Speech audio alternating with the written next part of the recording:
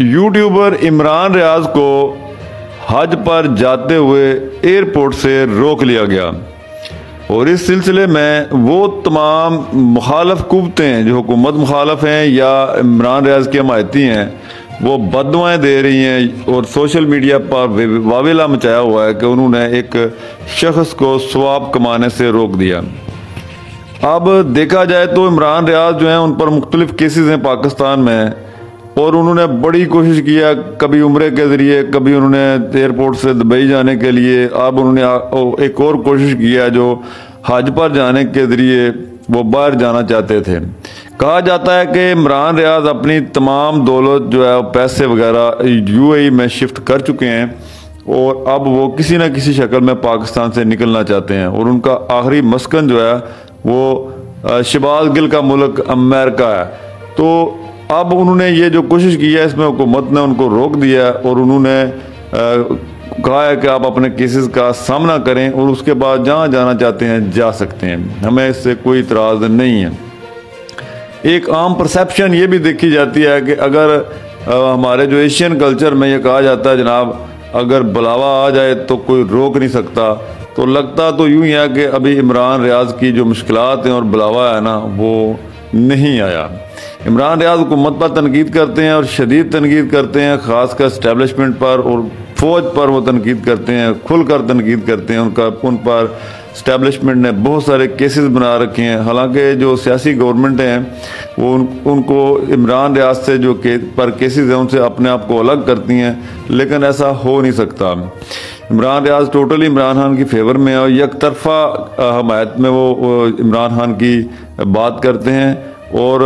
जो दीगर जमातें हैं वो उनको सहाफ़ी भी नहीं मानती, वो कहते हैं कि ये पीटीआई के जर्नलिस्ट हैं।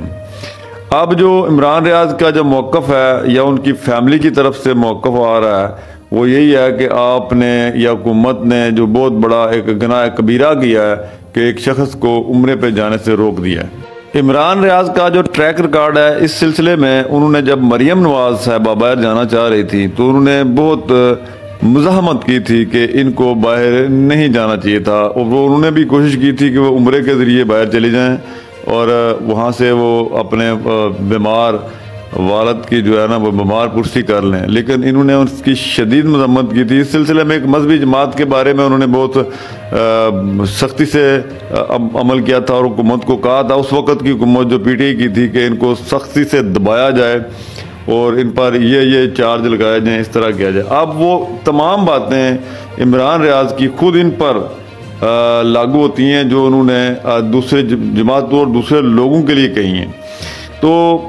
ऐसी चीज़ों को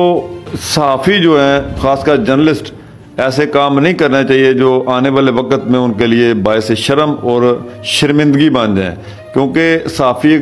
माशरे की वो आंख होता है जो बुराई को देखता है और आवाम को उस बुराई से बचाता है और इन्फॉर्म करता है, हुकूमतों को इस सिलसिले में इन्फॉर्म करता है कि यहाँ ये पॉइंट पे गड़बड़ है, मामला ख़राब हो रहे हैं, आप यहाँ पे मामला सही करें और ये चीज़ें जो है ना ये गलत हैं, ये लोगों के मफाद के लिए नहीं है। लेकिन अगर वो पार्टी बन जाए तो वो बेहतर नहीं होता। इस सिलसिले में कोई भी जर्नलिस्ट है,